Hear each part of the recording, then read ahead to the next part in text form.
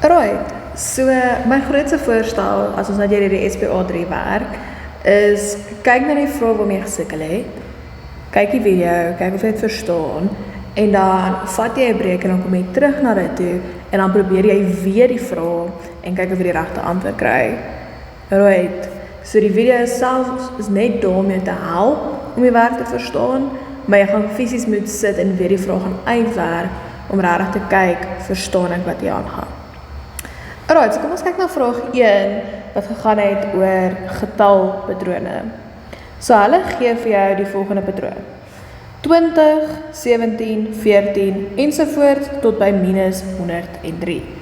So die eerste ding wat ek wil bepaal, is wat gebeur. Wat het gebeur van 20 na 17 toe?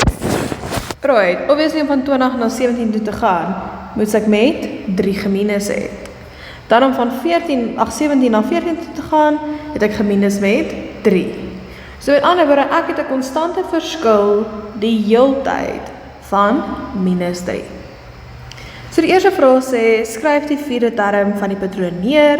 So hy was 14, so die volgende term gaan dan wees 11. 1 punt.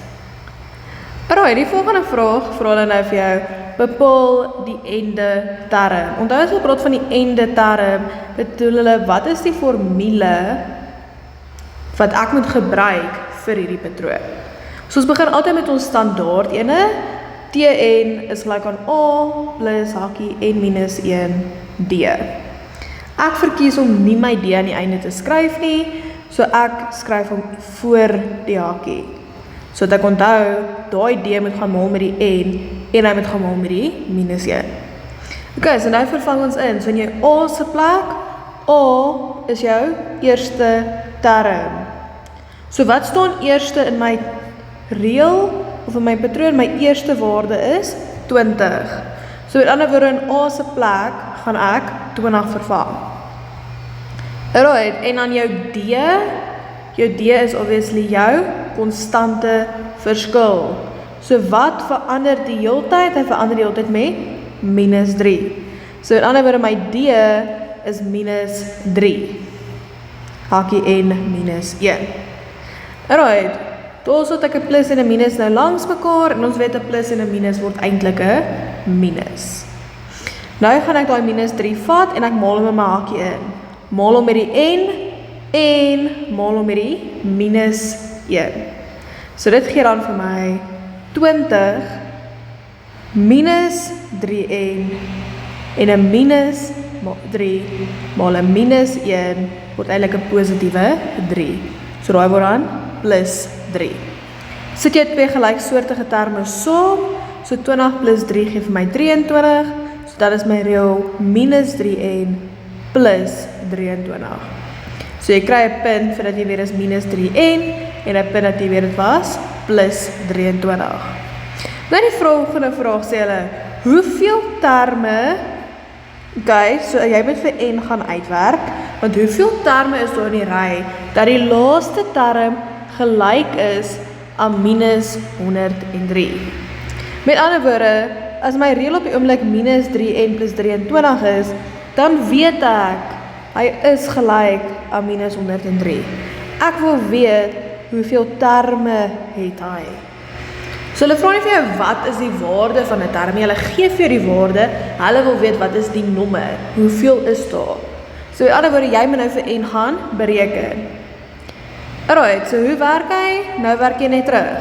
Ek moet vir n alleen kry, so die eerste ding wat ek oorvat is my 23. Dit was 23, so sy oor gaan word dit nou minus 23. Met ander woorde, jy het 'n minus 103 minus 23. En minus 103 minus 23 gee vir jou minus 126. En dan laastens, as ek vir n alleen wil kry, moet ek altyd kante gaan deel met minus 3.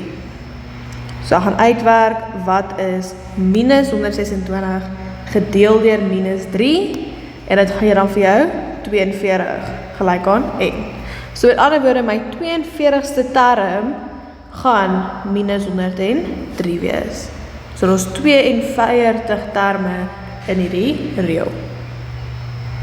Alright, nou vra hulle watter term sal die eerste term wees om 'n negatiewe waarde te kry. Nou kom ons kyk, het gaan ons reël sover. Ons het 20, dat ons 17, dat ons 14 en dat ons 11. Heeltyd minus ons 3. So ek kan net aangaan en 3 gaan minus. Wat beteken my volgende term gaan wees 11 minus 3, wat 8 gee, dan kry ek 5, dan kry ek 2, dan kry ek minus 1. So die eerste keer dat ek by 'n minus antwoord uitkom, is by minus 1.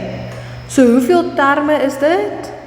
Dit is 1, 2, 3, 4, 5, 6, 7, 8. So my 8ste term gaan negatief wees. Right, so term 8 gaan minus 1 wees, wat beteken by term 8 gaan ek my eerste negatiewe waarde kry. Algebraies kon jy dit ook uitgewerk het. Right, ons weet, ons formule is minus 3n plus 23. Nou onthou as iets negatiewe, as iets 'n negatiewe waarde het, moet dit kleiner wees as 0. En enigiets kleiner as 0 is negatief. Minus 1, minus 2, minus 3 ensovoort. So jy kan hom gaan algebraies uitwerk deur jou formule gelyk te stel, of nie gelyk te stel nie, te skryf dat dit kleiner as 0 moet wees. So jy stel basically vir jouself 'n ongelykheid op. En dan het jy nou net dieselfde gedoen. Ek moet vir n alleen kry. Eerste ding wat ek oorvat is 23. Met ander woorde, dit word minus 23. Dit gee dan vir my minus 3n is kleiner as minus 23. Nou as ek vir n alleen wil kry, deel ek al twee kante deur minus 3. En dit sê dan vir my n moet kleiner wees as 7,7. Alright, so as ons regtig spesifiek wil wees, onthou jou terme kan nie desimale hê nie. So as ek hierdie moet afrond na 'n heel getal toe, sê dit vir my hy moet kleiner wees as 8.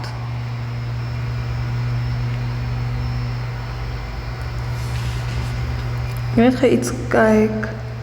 Kyk wat se fout het ek nou gemaak hierso. Nou gaan ek gou rewind net gou.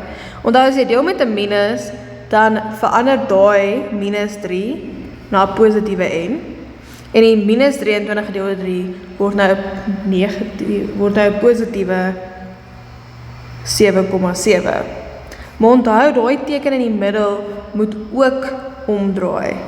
Right, dan maak dit logies sin. So n moet enige waarde groter as 8 wees. So as ek 'n 8 in vervang, gaan my antwoord 9 wees. As ek 'n 9 in my n se plek vervang, gaan my antwoord 9 wees. 10, 11, 12 ensovoorts. Alright, so dis jy op algebraies uitwerk, of jy kan hom net gaan uitskryf hê, omdat hy lekker klein is. Dan die laaste vraag sê, wat is die waarde van die 19de ewige getal?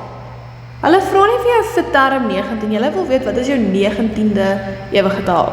So dat elke tweede getal is 'n ewige getal. Alright? 1 is onewe, 2 is ewe, 3 is onewe, 4 is ewe. So jy kan gaan sê, alright, 19 mol 2, wat dan vir jou 38 terme gee. Maar hier kom die uitvangplek. My getal, of my patroon, begin nie met 'n onewige getal nie, hy begin met 'n ewige getal. So hy begin met 20. Met ander woorde, hy gaan een term vroeër kom. So my 19de ewige getal gaan term 37 wees. So dan kan jy jou formule vat en dan vervang jy in n se plek die 37 in. Plus 23 en as ek dit gaan uitwerk het, dan gee dit vir my minus 88. Alright, so dis wat hulle bedoel. As dit 'n onewige getal was, dan sou dit nommer 38 gewees het. Maar omdat dit 'n ewige getal is, maal jy met 2, want elke tweede getal is 'n ewige getal, maar omdat my patroon klaar op 'n ewige getal begin en nie op 'n onewige getal nie, weet ek hy gaan enetjie vroeër kom. Alright, so nommer 1.4 en 1.5, moet jy net bietjie jou logika by dit gebruik hè, en dan verder werk jy met jou formule. Alright, so kom ons gaan aan na vraag 2 toe.